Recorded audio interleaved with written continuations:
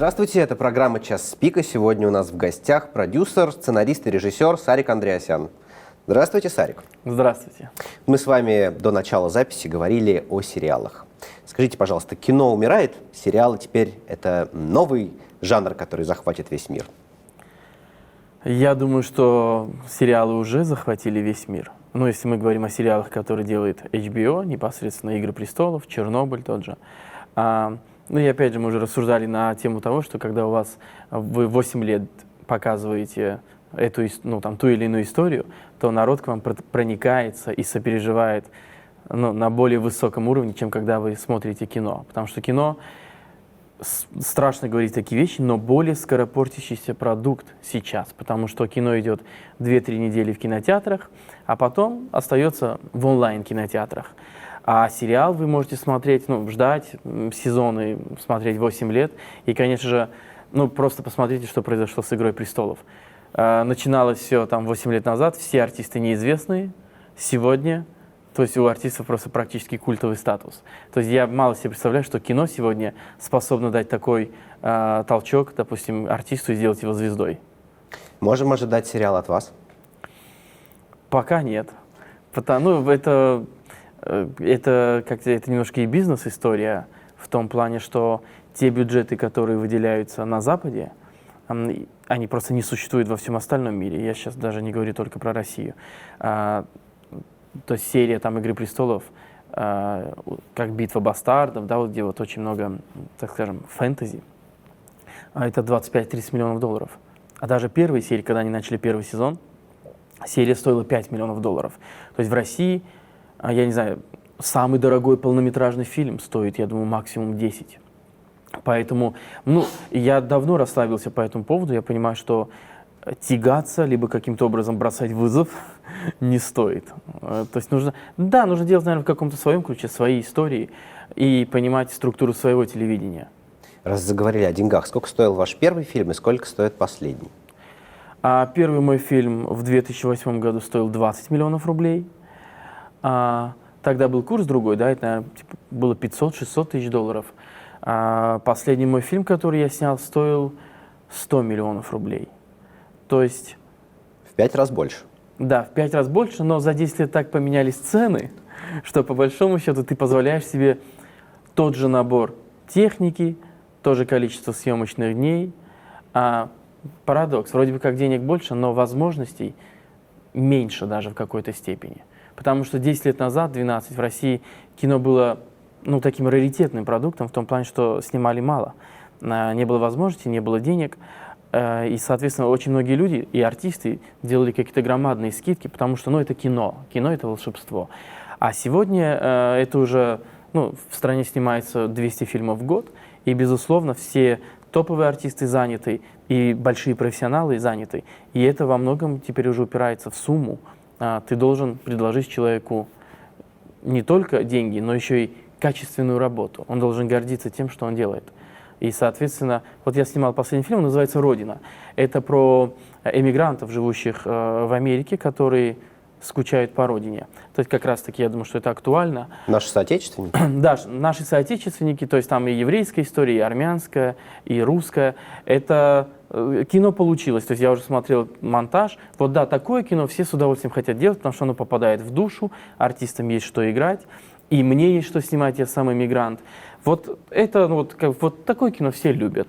Но не всегда в жизни приходится делать то, что любишь, иногда то, что нужно. Расскажите о том, что вам нужно было делать в жизни, когда приходилось делать не то, что вы любите. Опять же, все эти вещи упираются в коммерческую сторону вопроса, и это даже не касается моей личной выгоды. Я как один из руководителей своей кинокомпании, то есть содержу большое количество людей, 30-40 сотрудников. И сотрудники каждый месяц должны получать зарплату. И их не интересует, делаю я то, что люблю, или то, что нужно. И чтобы содержать людей, офис и быть способным кинопроизводителем, мне иногда нужно запускать в работу фильмы, которые, давайте назовем их однодневками, которые выходят, 2 недели отгремели, а потом про них все забыли. А когда у меня появляется возможность, я делаю то кино, которое остается там со мной. Это кино для кармы, да? Кино для Как-то кармы. я прочитал в вашем интервью, вы назвали такое, мне очень понравилось это словосочетание «кино для кармы». Да, звучит красиво. Я много всего говорил, поэтому рад, что и такое произнес. Кино для кармы, да, я делал и «Землетрясение», и «Непрощенный», и вот фильм «Мамы» у нас были, 2 части «Мамы» и «С Новым годом, мамы». То есть вот это фильмы, которые не просто для кармы. Тут это не в смысле, что я как-то должен что-то отмолить, либо вымолить. Нет, это про то, что ты можешь воздействовать позитивно на людей, в хорошем смысле этого слова. То есть не в плане пропаганды, а в том плане, что я помню, когда у нас вышел фильм «Мамы», мне звонили люди и говорили, что вот я там 5 лет не общался с матерью, я сегодня повез ей цветы, и мы снова стали общаться. То есть кино, хорошее кино, на мой взгляд, зрительское, оно побуждает человека на хорошие поступки. Ну, то есть, как мне кажется, искусство для этого и создано, чтобы ты увидел какую-то проблему, и ты смог ее решить с помощью воздействия искусства на тебя. А вы не думаете, что комедии, однодневки, они тоже влияют как-то на человека и, может быть, не очень хорошо? Вы знаете, я считаю, что в эпоху вот развлечений, а их там тотальное количество, просто взять телефон наш, то, что мы смотрим в интернете, нас все пытаются развлечь. Вот вы зайдете в любую социальную сеть, вы листаете, и всегда находится тот молодой безумный парень на кураже, который пытается вас рассмешить. Поэтому я думаю, что людям нужен этот момент, когда вот вы остановились, вот эту минуту посмеялись и пошли дальше, там, окунулись в свою какую-то проблему, в жизнь. И то же самое комедия, ну, там, я не знаю, ужастики. Есть же много, да, там, легкомысленных жанров. То есть один просто пугает, другой вас смешит, но он дарит вам эмоцию. То есть вот вы пришли субботним вечером со своей девушкой, ну, еще с кем-то, просто с друзьями. Вот вы посмеялись, возможно, у вас был тяжелый день. Вы посмеялись, разгрузились и пошли домой. То есть я считаю, что это тоже нужно. Это тоже своего рода терапия. Точно так же, как и драма. Вот ты приходишь, допустим, на «Непрощенного», ты плачешь, ты понимаешь, что в твоей жизни нет проблем. Проблемы, оказывается, у этих людей на экране. Что вот она, тяжелая жизнь. А у тебя все в порядке. То есть то, что ты утром считал проблемой, уже не проблема. Ну, то есть мне кажется, что любой жанр, он способствует. Да, мы уже можем говорить, там, что как сделано. Безусловно, вы можете сделать «День сурка», великую комедию, там, можете сделать «Тупой еще тупее», подростковую, но и то, и другое это будет хорошо. И там как бы это вопрос вашего личного отношения к этому. Как вы дошли от вашего первого фильма «От лопухов» до «Непрощенного»? Это между ними пропасть. Да, вот конечно. этот вот путь, как он выстраивался? Но опять же, я, когда закончил школу, мечтал заниматься кино. Еще в школе я смотрел много фильмов, но, видимо, это такое детство было, что были только вот эти ВХС-кассеты и больше ничего. «Голос Володарского». «Голос Володарского», безусловно, вот эти электроника назывались, да, видеомагнитофоны, такие, знаешь, они открывались, Брюс Ли, все вот это, просмотры в семейном кругу. Либо, может быть, просто был маленький город, может быть, дети в Москве чем-то себя как-то развлекали. И смотрел я серьезные фильмы, то есть я мечтал делать серьезное кино, криминальное кино, но когда ты приходишь в профессию, ты оказываешься в определенном времени. Времени я имею в виду мира, в котором ты живешь, индустрии, в которой ты существуешь. И в рамках, да. И в тот момент, когда я закончил свою киношколу, у меня были различные сценарии. У меня были и драмы, и комедии. То есть мы с друзьями писали, то есть, и носили их по кинокомпаниям. И тогда вдруг вот был бум вот комедий, появились вот эти все телевизионные шоу, и все вот говорят, вот мы хотим комедию, вот мы хотим комедию. То есть никто не смотрит, говорит, драмы никто не смотрит, не приноси мне эту драму. Вот такие были разговоры. А ты должен как-то существовать, ты должен о себе как-то заявить все равно. И, конечно же, мы согласились, то есть делать, ну, то, что, так скажем, нам предложили, или то, на что обратили внимание. Но, конечно, в глубине души, то есть, я не знаю, любой, мне кажется, нормальный режиссер, кинематографист хочет поработать на, я не знаю, на историческом фильме, на драматическом, на гангстерском. Ну, то есть, потому что кино — это такой разнообразный спектр, ну, и эмоций, и вообще контента, что, ну, это, на мой взгляд, ненормально всю жизнь делать одно и то же. У меня есть такие товарищи, вот он всю жизнь снимает комедии, уже вот там 10-12 лет, и он даже успешный. Я такой смотрю и думаю, неужели нету внутреннего желания сказать, что я там художник. Ну как-то, не знаю, но опять же, это у каждого из нас свои тараканы. У меня есть. Вы художник? Я художник. Я художник, когда есть Чем рисовать? чем рисовать, то есть есть материал. Безусловно, я хорошо учился в киношколе, у меня были пятерки, хорошая дипломная работа и прочее. Но важно, что вы снимаете, и уже потом важно, как. Потому что у нас в киношколе говорили, не важно что, важно как. Это очень большое заблуждение. Это, мне кажется, тысячи режиссеры вышли с непониманием профессии. Потому что нам кажется, что если ты освоил визуальные приемы, какие-то звуковые трюки, еще что-то, то люди проглотят то, что ты делаешь. Но нет, человеку нужно содержание. Почему сериалы стали культовыми? Чернобыль, там, да, Игра престолов, неважно, Большая ложь, еще. Потому что содержание, история в первую очередь. Но неужели, если вы встретите на улице человека и скажешь, на что сняты «Игры престолов», а какая там техника, а какие там спецэффекты, он не ответит на эти вопросы. Это вопрос подсознательный. В первую очередь он идет на твою идею, на твою историю. И поэтому сейчас уже с высоты там, какого-то 10-12-летнего режиссерского опыта я понимаю, что я не хочу снимать фильм, в котором нету хорошего сценария. Возможно, мне придется такое делать, да, чтобы там кого-то прокормить, но я избегаю этих историй. То есть я стараюсь уже во все это не ввязываться. Ну, вы же сами писали достаточно много сценариев. У вас, я смотрел в Википедии, там рядом с фильмами обязательно либо продюсер, либо режиссер, либо сценарист, либо все вместе. Да. Вы помните какой-нибудь самый удачный ваш сценарий? Какая там история была? Я всегда писал в соавторстве.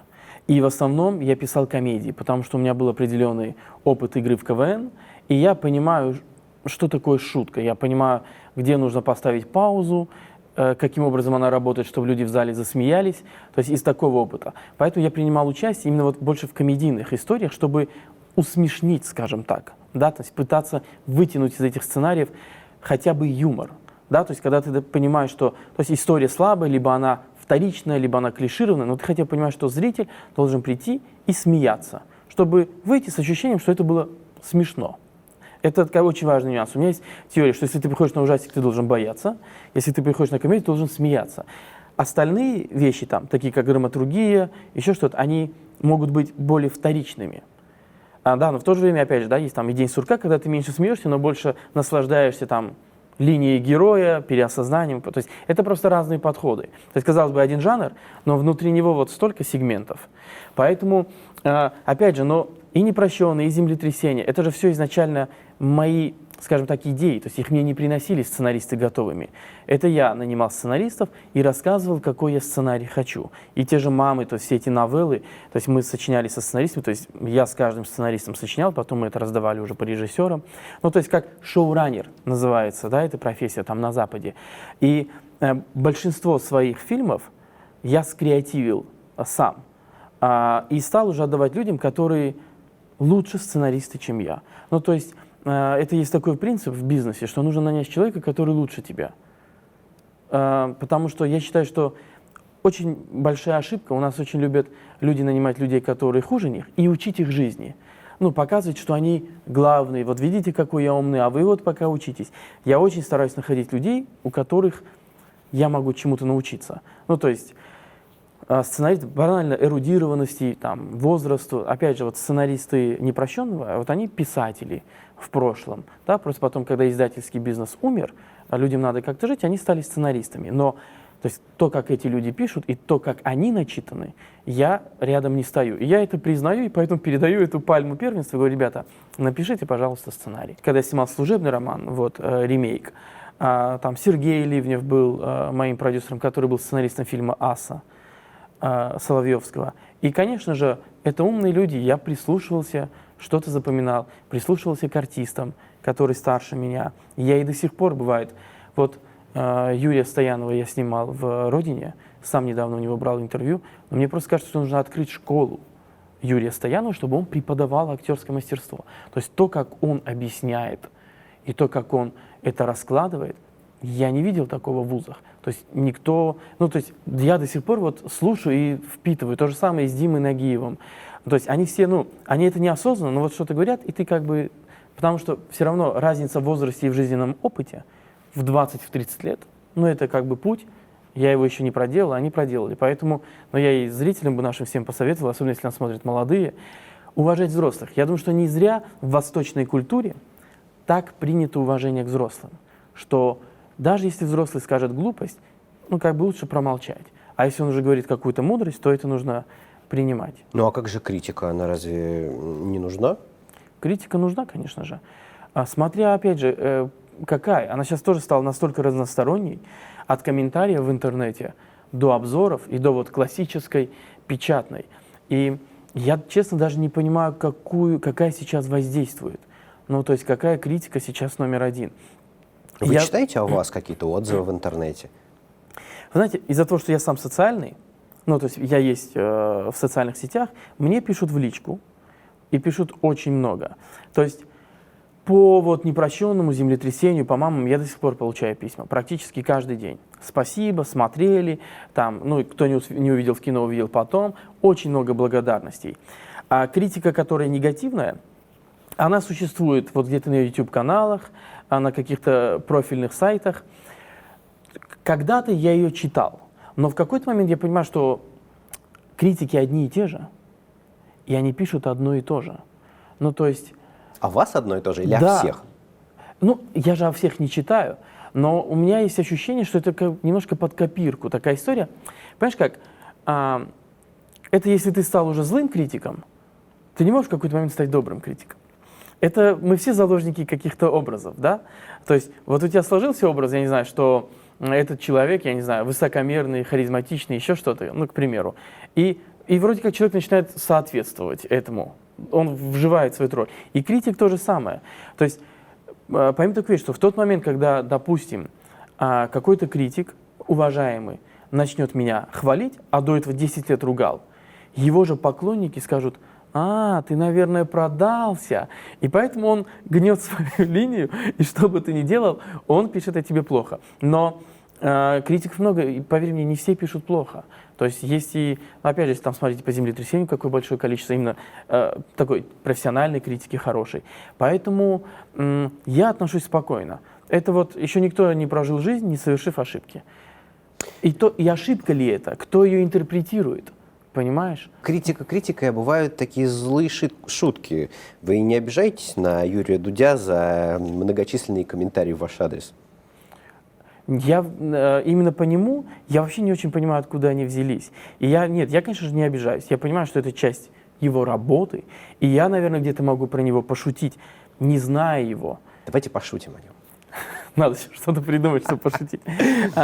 Но нет, и вопрос просто в том, что дело в том, что я считаю, что это же игра в одни ворота. То есть, когда он говорит о тебе не в твоем присутствии, и ты не можешь ему ответить, либо какой-то своей там эрудированностью и красноречием показать, что, возможно, он заблуждается, то это не считается. Это как в футболе, понимаешь, нищетово, когда вот кто-то гол забил, говорит, нищетово. Вот то же самое. Поэтому я очень всегда надеюсь на то, что образованный человек, умный, не придает этому значения. А если человек, глупый, либо ведомый, то, конечно, там, либо он в каком-то возрасте, когда ему нужен этот негатив, то я тут уже, понимаешь, победить не могу. Я, к примеру, вот создал свой YouTube-канал и беру интервью у людей, которые у меня снимались, там, которые мне интересны. И, ты понимаешь, там 50-60 тысяч просмотров, допустим, у ролика одного. Там 300 положительных комментариев. Но всегда находится один человек, который вот решил написать плохо. Скорее всего, он даже не смотрел. Интернет нам дал всем свободу. Вот 15 минут славы. Понимаешь, Энди Уорхол говорил когда-то, что у нас у каждого будут свои 15 минут славы. И этот момент пришел. Поэтому каждый ребенок в YouTube вешает, как он, я не знаю, собирает конструктор. Каждый лже-юморист, понимаешь, снимает какие-то скетчи и прочее. То есть я просто считаю, что произошла страшная вещь, при всем том, что я большой поклонник интернета. Уничтожены понятия профессий. То есть сейчас каждый второй, кто способен снять себя на телефон, считает, что он артист. Каждый второй, кто может с помощью программы, которая монтирует сама, смонтировать там 3 кадра, считает, что он уже режиссер монтажа. Понимаешь? Это уничтожение профессии. Все-таки не зря артист приходит, ему ставят голос, пластику, он играет сначала на сцене, потом, я не знаю, он играет в дипломных работах, в короткометражках, и он выходит уже артистом, с определенной техникой, понимаешь, со своими штампами, но он артист. А то, что я сегодня вижу, это не профессионально. Я не имею в виду кино, я имею в виду вот именно интернет-площадку. Но эти люди, в связи с тем, что у них нет этого бэкграунда, я не знаю, который есть в твоем возрасте, в моем возрасте, понимание, что мир был другой, либо что есть еще какие-то разновидности того или иного, они считают, что они молодцы, и что они имеют право сказать обо мне плохо, о тебе, о третьем, десятом. Поэтому, понимаешь, но ведь журналистика, даже если...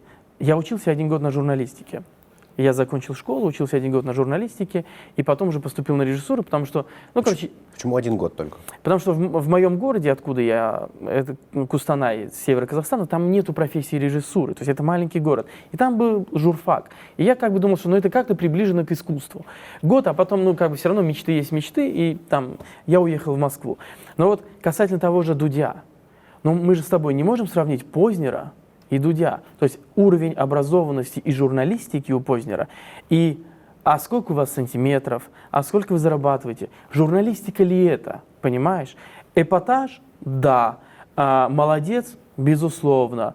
Смог стать первым там в Ютубе? Смог. То есть, понимаешь, я не отрицаю эти вещи, но журналистика ли это? Тут можно говорить об этом. И то же самое, когда я смотрю какие-то вещи, когда человек говорит, что он снял кино, я думаю, а кино ли это? Понимаешь? Хоть да, это же вроде какое-то видео проигрывается, но это не кино. Вот... Ну, по поводу эпатажности. Некая противоречивость и эпатажность и вам присущи, по крайней мере, в статьях, которые я читал о вас. Да. Вот вы сами считаете себя эпатажным и противоречивым, таким, каким вас рисуют в интернете? Ты знаешь, я считаю себя смелым, потому что большинство моих коллег не высказывают свое мнение ни по какому поводу. Они за мир во всем мире. Знаешь, вот мой препод в киношколе говорил, что если ты снимаешь фильм про войну, ты должен принять чью-то позицию. Ты либо за красных, либо за белых. Ты либо за красных, либо за немцев, условно. У тебя должна быть позиция. Ты не можешь, если ты снял фильм, просто сказать, что «Ребята, война – это плохо. Мы и без тебя знаем, что война – это плохо». Не надо тратить пленку, нервы, время, сеансы в кинотеатрах и рассказывать нам, ну, что война – это плохо. Мы и без тебя знаем. То есть мы хотим увидеть твою позицию, твое мнение. И, соответственно, я высказываю свое мнение до сих пор, зная, что кто-то со мной не согласен, кто-то со мной может поспорить, написать мне оскорбление, но это мое мнение. И в связи с этим, стали писать, что я эпатажный, еще что-то. Все-таки эпатажный Джигурда, понимаешь, он «Роды жены» снимал. Я не эпатажный. Я нормальный человек, я стараюсь сохранить себе свое мнение, понимаешь, я не хочу ориентироваться на звездочку где-то, на оценочку. Говорят, ребята сказали, хорошая оценка, пойду. Я хочу иметь свое мнение, понимаешь. Тут мы видели очень много фильмов, у которых хорошая оценка, но фильмы плохие. Но неужели у тебя такого в жизни не было? Вот ты приходишь в кино, ты повелся на то, что там 8, и такой смотришь, думаешь, что происходит? Это же плохо. Опять же, это все вкусовщина, безусловно. И то же самое, в то же время я видел фильмы, у которых очень плохие оценки, но они потрясающие. Но я не могу это объяснить. То есть поэтому я придерживаюсь того, что пока сам не смотрел, не говори, посмотрел и имей свое мнение. Но оценки на Кинопоиске вас беспокоят за ваши фильмы? Уже нет.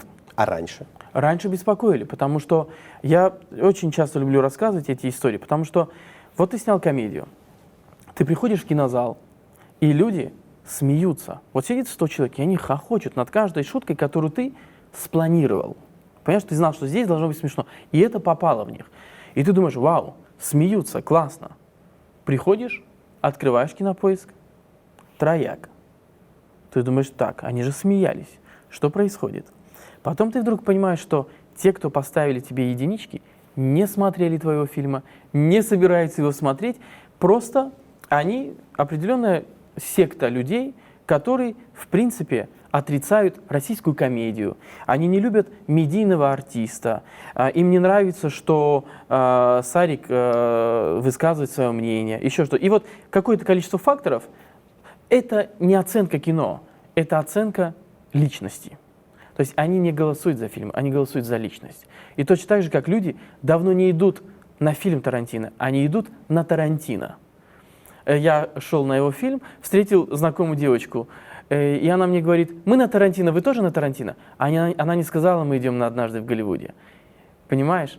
И то же самое, мы идем на Брэда Питта, мы идем на Ди Каприо. Личность формирует. То есть мы все просто по-разному сложились. В связи с тем, что в какой-то момент я был резок, меня распиарили как человека малоадекватного, что не так. А какой же вы на самом деле? Вот какой Сарик Андреасян в жизни? Знаешь, я рациональный, приземленный, адекватный человек. То есть я четко понимаю, где я, кто я, чем я занимаюсь. Ну, то есть я, может быть, и летаю в облаках, когда когда есть что рисовать, как ты сказал. Но это не мое каждодневное состояние. И я, на самом деле, тот человек, который... То есть я лишен чувства зависти. Понимаешь? Если она у меня есть, то это какая-то... Настолько она белая. Да? То есть я могу, условно, завидовать Мартину Скорсезе, что, я не знаю, он родился в Нью-Йорке, понимаешь, и в 70-х снимал кино без компьютерной графики с молодым Робертом Де Ниро. Я могу завидовать на таком уровне человеку. То есть вы завидуете тому, что он родился в 70-х, а вовсе не тому, что он снял шикарного «Волка с Уолл-стрит», например? Да, нет, я завидую тому, что... То есть, опять же, из-за того, что в 90-х в меня попало вот это классическое голливудское кино, у меня есть стереотип, что все лучшее было в Голливуде вот 60-х, 70-х годов, понимаешь, когда, я не знаю, появился «Крестный отец», появился «Таксист» Скорсезе, появился там «Охотник на оленей», вот эти фильмы. Я думаю, вот там этот... Кубрик, Поллок, понимаешь, вот оно, вот это я люблю. Вот жаль, что я родился в то время, когда уже как бы телефон кнопочный, понимаешь, еще что-то. Ну, то есть у меня какие-то немножко такие сожаления, связанные, может быть, в какой-то степени с эпохой, понимаешь? Я даже понимаю такую вещь, что у меня была история, я снимал фильм «Мафия», и у меня снимался Вениамин Смехов. Вениамин Смехов, когда я был ребенком в 80-х, все армяне мечтали быть Атосом. Все. Никто не хотел быть Д'Артаньяном, Арамисом. То есть эти ребята казались нам легкомысленными, понимаешь? А вот Атос — это мужчина. И у меня полжизни была мечта снять Вениамина Смехова. И вот он у меня играет, я с ним общаюсь. Но это Вениамин Смехов, которому 75. Это не Атос из моего детства, понимаешь? И ужасно, но я ловлю себя на этой мысли. Да, он великий, но уже другой. Понимаешь? Я даже себя ловлю, что если сегодня вдруг мне повезет, я буду снимать Аль Пачино в кино, но это не тот Аль Пачино из «Собачьего полдня», понимаешь? И это не тот Аль Пачино из «Запаха женщин». И вот такие какие-то творческие, понимаешь, у меня там рассуждения. Поэтому, не знаю, почему я хожу сейчас, я последние года 2 стал ходить вот на интервью, рассказывать какую-то свою позицию, потому что Сарик Андреасян, который описан в книжках по киноистории, а уже и такое есть. Обо мне написали 14 страниц в искусстве кино. Да вы легенда. Я думаю, что обо мне 14 страниц писать? Если ты скажешь: Сарик, напиши о себе сочинение либо изложение, я не смогу написать 14 страниц. То есть, но... Большим шрифтом. Взбивают, понимаешь? И это все написано в каком-то таком тоне, что как будто бы я ошибка истории, понимаешь? И я сожалею, что как бы у людей, точнее у того, кто пишет, вообще, как бы недостаточно культуры, на мой взгляд, понимаешь, и этики. Потому что прежде чем о человеке писать, человека нужно знать. Может быть, как раз в тему. На сайте РИА Новостей читал у вас статью, и вас написали так, что коллеги по цеху называют вас универсальным раздражителем. Как вы думаете, почему, и чувствуете ли вы себя, собственно говоря, раздражителем? Понимаешь, я думаю, это происходит очень просто. Я прихожу на фильм, я сижу, со мной рядом сидят коллеги. Мне не нравится. Я встаю и ухожу. Хлопаете дверью при этом?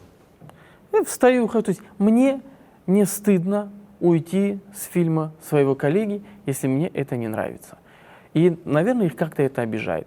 Они точно так же могут уходить с моих фильмов, если они считают, что надо встать и уйти. я не понимаю, почему я должен каким-то образом себя мучить, если что-то идет вразрез там, моим ценностям, либо моему там, видению кинематографа. И я очень часто и не хожу, потому что я заранее понимаю, что это там, не соответствует моему вкусу, я не хочу смотреть. Я тебя поздравляю, ты молодец, счастья тебе. Когда вы не ходите на какой-то фильм, разве вы не чувствуете себя теми людьми, которые поставили вам единицу на Кинопоиске, не посмотрев ваше кино? Я же не ставлю никаких единиц, я не выношу вердикт. Но все равно я обладаю определенным опытом, я могу посмотреть материалы, трейлер, афишу, прочитать интервью и понять, что это в меня не попадает. Понимаешь? Даже просто тема. Я не хочу смотреть фильм, там, я не знаю, про какого-нибудь героинщика из 90-х. К примеру, я сейчас, просто я вспомнил, что вот фильм недавно получил на Кинотавре Гран-при, и я посмотрел тему, я не хочу, мне не интересно. Возможно, это потрясающий фильм. Понимаешь, то есть это вопрос просто в том, что мы же все ищем то, что нам нужно. Мы все плачем над своим в кино, мы смеемся над своим. И поэтому вот что для меня важно. То есть я не понимаю... То есть многие считают, что кино — это такой раздражитель, что кино должно тебя будоражить, выводить из тебя какие-то скрытые эмоции. Я не считаю, что это обязательно так. Кино может просто, я не знаю, быть добрым, кино может быть просто быть развлекательным, может быть просто быть трогательным. То есть не обязательно, чтобы это было груз 200. Понимаешь? Тогда что такое хорошее кино, по-вашему? Хорошее кино для меня — это кино, которое вдохновляет человека на поступок. На добрый поступок, на положительный, который делает человека лучше, понимаешь, который помогает человеку заглянуть внутрь себя. И причем, что самое важное, очень многие думают, что все эти вещи заложены в артхаусе, в фестивальном кино. Ни в коем случае. Эти вещи заложены как раз-таки в мейнстриме, понимаешь? То есть, когда, к примеру, вы когда смотрите, я не знаю, какое-нибудь кино типа «В погоне за счастьем», «Достучаться до небес», понимаешь, я не знаю, «Схватку», да даже какие-нибудь «Пираты Карибского моря», там же они все отвечают на большие вопросы, пусть в развлекательной форме, но это взаимоотношения отца и сына, да, это другая история, это история дружбы, «Достучаться до небес» — это вообще история, что живи полной жизнью. Что это? Понимаешь, это драмеди вообще, то есть, или «Зеленая книга», «1+1». Вот оно кино, понимаешь, в моем понимании. Оно способно тебя и растрогать, и развеселить, но в то же время оно легкое. Вот там я ищу баланс искусства. Тогда «Груз 200» или «Криминальное чтиво» не хорошие фильмы, по-вашему? Почему? «Криминальное чтиво» очень хорошее кино. А где же там позитивный настрой и желание сделать что-то хорошее? В тоне. Понимаешь, там очень много стёба. То есть вопрос еще тон. То есть «Груз 200» — это тон обреченности. То есть во всем. Все усугубляется, масштабируется проблема до невероятных высот, понимаешь? Это прям чернуха. Я не отрицаю талант Балабанова. Талантливая чернуха, понимаешь? «Криминальное чтиво» и вообще все, что делает Тарантино, это один большой стёб, тон, музыка, которая звучит, мизансцены, вообще образы артистов. Да, но в то же время это... ты можешь разглядеть в этом и серьезные посылы. И то же самое и «Бешеные псы». То есть вообще ранний Тарантино действительно великий. Я читал о том, что например, Тарантино вы сейчас похвалили, а вот Вуди Аллена вы сказали, что он скучноват для вас. Братья Коэны тоже не зашли. Где эта грань? У них тоже стебные и очень хорошего тона кино. Где между ними грань? Когда я помню эти фразы, они вырваны из контекста. Когда я говорил про Вуди Аллена, что он прост, я имел в виду больше техническую составляющую. То есть большинство фильмов, почти все фильмы Вуди Аллена, это немножечко телеспектакль. Но ведь главное сценарий, мы же с вами с этого начинали. Да. Интервью-то то было 10-летней давности. Понимаешь, это очень просто. Это такой немножко телеспектакль на среднем плане, где очень хорошее содержание, интересные диалоги и большие артисты. Понимаешь? Да, и в совокупности тебе даже не важно, едет эта камера, не едет, статично она еще чего-то. Так как советское кино. Когда ты смотришь служебный роман, то есть это же, по сути, спектакль, перенесенный на экран. Это ну, средний, крупный, то есть там все очень минималистично сделано технически, но оторваться невозможно. То есть Вуди Аллен — это не «Мстители», мы же понимаем, где все исключительно на форме. Да, он прост, вот это я имел в виду, но при этом он художник. А знаешь ли ты, допустим, кто режиссер «Мстителей»? Не знаешь, потому что они не художники. Это же серьезный парадокс, потому что как бы фильмы, которые собирают по несколько миллиардов долларов, никто не знает их режиссеров. Но зато все знают режиссера «Аватара». Да, потому что Джеймс Кэмерон — это в первую очередь режиссер «Терминатора 2», величайшего фильма. И к Джеймсу Кэмерону, ну как бы, от него весь мир ждет так же много, как всегда ждет от Тарантино. И, ну, Кэмерон, опять же, «Титаник» соответствует, да, «Аватар» соответствует. Он, понимаешь, как «Аватар» — очень же простая история. Давай по-честному, ну, очень простая история. Но вот тут уже форма. И эта планета, как это проработано. То есть он и «Терминатор», то есть то, что он сделал с этим жидким терминатором, все эти фишечки, не было такого в мире. Он первооткрыватель всегда в техническом плане. А истории у него всегда очень классические. Да, то есть за исключением «Титаника», это, безусловно, в первую очередь, ну, основано на реальных событиях. Но Кэмерон, я большой фанат Кэмерона. Ну, то есть для меня это очень понятно, потому что я очень люблю простые истории. То есть я не люблю как раз сложные. То есть мне кажется, что это, ну, зритель не должен копаться. Мне кажется, что зрителю должно быть изначально понятно, что зритель должен как бы плыть по течению, а не против, когда смотрит кино. То есть чтобы был вот этот эффект наслаждения, когда ты даже там смотришь драму. Да, ты плачешь, но тебя не держит структура фильма, когда ты, знаешь, когда ты не можешь эмоционально проникнуться, потому что ты пытаешься разгадать этот пазл. Ну, вот бывает такое. Допустим, я обожаю там 21 грамм Иньярриту. Я плачу, понимаешь?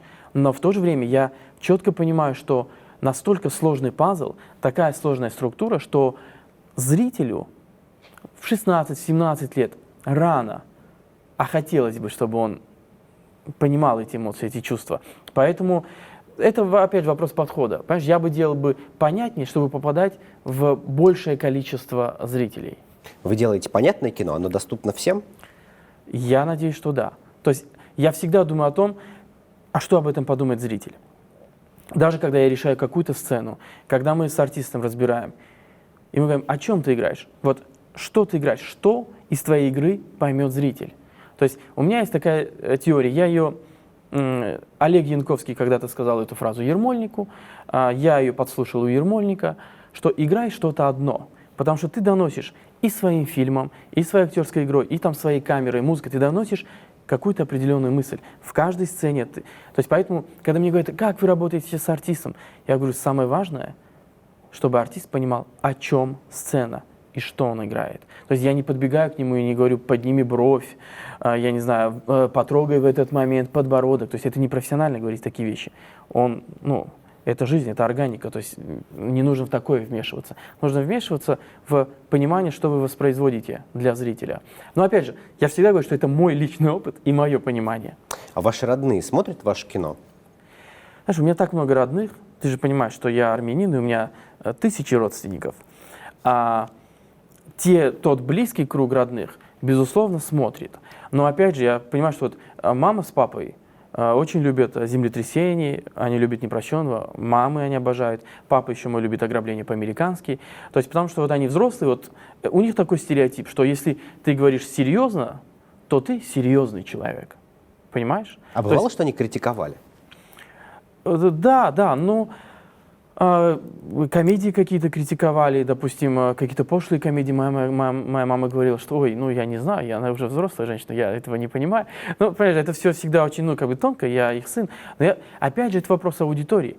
Я понимаю, что, безусловно, это не может попасть в мою маму. Было бы очень странно, если бы моя мама хохотала над тем, как кто-то там, я не знаю, вдруг шутит над гениталиями. У меня были бы вопросы тогда к моей маме, понимаешь? Поэтому нужно четко понимать, что в 13 лет вы смеетесь над одним, там, в 50 вы смеетесь над другим, у вас разные потребности. Сегодня мне 35 лет, да, я не считаю себя взрослым. Ну, во мне еще есть какое-то детство в том месте, еще существует. Но у меня там, ну, племянник, ему 13 лет, сестра там, моей девушки, ей 13 лет, и она мне открывает видео в YouTube, которое смотрит она. Это бриллиантовые кнопки YouTube. То есть 10 миллионов подписчиков. Я думаю, ну ничего себе, 10 миллионов, это, наверное, сейчас я так смотрю, и у меня вот такое сморщенное лицо в этот момент, понимаешь? И мне даже неприятно, что я это смотрю, но я вижу, что дети восхищены. И я такой думаю, ну, наверное, я сейчас им должен объяснить, что это все зло, что... А потом думаю, блин, но в их возрасте, ну что, я сейчас Тарковского принесу, посажу ребенка, заставлю его смотреть? Нет, понимаешь, тут... То есть мы не все должны примерять на самого себя. Ну, то есть когда мы говорим, есть же субъективное мнение и объективное. То есть понятное дело, что я считаю, что любое мнение субъективно. Когда мы говорим, а вот, какое кино хорошее, какое плохое, все это субъективное. Мы все разные, у нас разное чувство юмора, у нас разное понимание драмы, печали, всего на свете, понимаешь? Кого-то трогает, как умерла любимая собака, а кого-то не трогает. Ну, блин, это... Понимаешь, кто-то вот, я не знаю, кошечек смотрит, понимаешь, в Инстаграме плачет, а кто-то смеется. Мы все разные, и кино у нас у всех разное, понимание этого. Но нужно понимать, что существует аудитория, существуют определенные потребности в каждом возрасте. И вы, как кинематографист, когда делаете фильм, важно понимать, для кого вы делаете. Знаете, есть вот эта великая фраза, что когда важный момент в твоей жизни, это когда ты родился и когда понял, зачем. И то же самое с кино. Я считаю, что важный момент, когда тебе доверили снимать кино, и ты его снял, а второй важный момент, чтобы ты понимал, для кого. Когда вы поняли, для кого вы снимаете? Мне повезло, что я сразу понимал. Я говорю, что мне повезло в жизни, что я играл в КВН. Я этим не горжусь. Я знаю, что это самодеятельность, но что это дает? Коммуникацию со зрителем. Ты вышел на сцену, в зале сидит 1000 человек, и если ты пошутил шутку, которую он не понимает и в него не попадает, то это пустой зал, это пустая энергетика, и ты облажался. И ты со временем понимаешь, что есть вещь, которая попадает в большинство, а есть шутка, которая попадает в одного в зале, и он один хохочет, и все так на него смотрят. Понимаешь? И это о том, что и кино бывает большинство, и бывает кино нишевое. Оно не значит, что оно плохое или хорошее. Это просто они разные. Понимаешь? И мне, может быть, потому что я из маленького города и там человек с улицы в глобальном, то есть у меня нет какой-то мощной родословной, да, но я осознанно понимаю, что я как-то чувствую зрителя. И я очень, это мой страшный сон, потерять это ощущение. Я возраста боюсь только потому, чтобы не потерять это ощущение. Потому что я вижу коллег, которым 60, 70, и я понимаю, что они вообще не понимают, для кого они снимают кино. Они уже взрослые, и они, видимо, снимают для своих же ровесников, взрослых, которые уже не ходят в кино. Для меня, как для человека далекого от мира кино, продюсер — это такой бизнесмен, человек, который рулит деньгами. А режиссер — это творец-художник, у которого краски есть. Как вот в вас уживаются сразу обе эти, на мой взгляд, такие противоречивые профессии? Профессии противоречивые, но я для себя понял такое, что изначально, конечно же, я режиссер. И до сих пор я режиссер, потому что большинство каких-то вот таких приземленных задач, на каком телеканале идет реклама нашего фильма или еще что-то, это делают мои партнеры по кинокомпании. Да, я утверждаю креатив, афиши, трейлеры, ну то есть везде, где есть творчество, я принимаю в этом участие. Да, но я не знаю количество билбордов своего фильма или рекламы по стране, то есть я знаю, что она есть, но я не занимаюсь таким скрупулезным продюсированием. Да, я продюсирую кино, но я понимаю, что вот эта идея, этот сценарий, да, то есть люди должны прийти, что, наверное, этот режиссер сможет это потянуть. И вот какие-то такие советы. Я даже не заставляю никогда режиссеров, я не даю советы по кастингу. Я говорю, делайте кастинг, выбирайте артистов, чтобы никто из вас потом не сказал, что я наложил свою продюсерскую руку, я кому-то из вас помешал. Нет, это ваше кино. Да, мне нужны 2-3 медийных артиста, но выбор за вами, кто эти люди. То есть потому что дистрибьютор, телеканал, кинотеатр, они ждут от меня фильмов, где есть звезды, потому что они хотят, чтобы у них были полные залы. Все это очень взаимосвязано. То есть ты как режиссер, ты не можешь отвергать рынок. Ты, конечно, можешь сказать, я художник, я Д'Артаньян, а вы все нет, но как бы я не рекомендую. И всем молодым, вы все равно должны понимать, как устроен рынок. Потому что, то есть я пожил какое-то количество лет в Штатах, я общался много с артистами, даже с известными. Я оказывался на этих вечеринках, где эти люди есть. И как, кто был интересный, и, может быть, помните какой-то воспоминание? Сам больше, то есть они не рассказывают такие жизненные истории, как мы, вот у нас актер чаечек попил, и как пошло. Но меня восхитило то, что они все понимают, как устроен бизнес в первую очередь. Да, они же в первую очередь артисты, они не продюсеры, не инвесторы, но они все понимают. Они понимают, в чем они играют, они опять же понимают, на какого зрителя рассчитан фильм, то есть нишу. То есть ко мне, допустим, я общался с Броуди, который мне рассказывал, что вот он давно не играл в блокбастере, и ему обязательно нужен какой-нибудь вот дорогой блокбастер, комикс или еще что-то, чтобы у него, чтобы он опять вышел вот в некий топ, чтобы его просто узнавали люди, понимаешь? Потому что чем ты популярнее, тем больше у тебя выбор. Стал ты популярным, я не знаю, снялся в Марвел, а потом раз и снялся в драме малобюджетной. Понимаешь? А пока ты не популярен, и в драму-то не факт, что позовут. И это все очень, то есть и актер, неважно, его пиарщик, его агент, они строят карьеру. И это нормально. И режиссер должен строить карьеру. Понимаешь, что как бы к нам, из-за того, что у нас нет института, который этим вещам обучает, мы все приходим к этому через ошибки, понимаешь? Через какие-то неправильные интервью, где тебя растолковали каким-то странным образом, что ты стал врагом для индустрии. Ну, это вот так происходит, потому что никто тебе не говорит. Потому что у нас просто нет этой культуры, понимаешь? У нас кино зародилось, развлекательное, кинотеатральное. Мы сейчас не берем Советский Союз. 17-18 лет. Вот «Ночной дозор», вот оттуда все пошло, что вау, вот оно российское кино, у него есть зрители, люди, оказывается, могут покупать билет, что российское кино это не то, что показывают по телевизору, там, 8-серийки, что это не кино, это сериал. Очень многие взрослые до сих пор называют сериалы фильмами. То есть я ловлю себя на мысли, что вот 45+, говорит, я вот вчера вот такой фильм смотрел, 8-ю серию.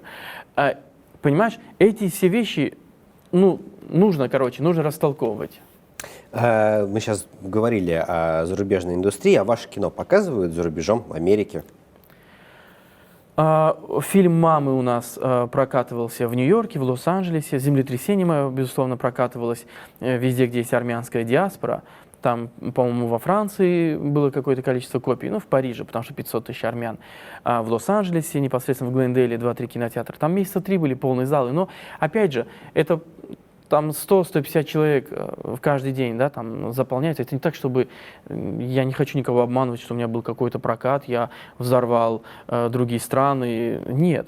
Это нишевая история. То есть твое кино нужно твоим соотечественникам в другой стране.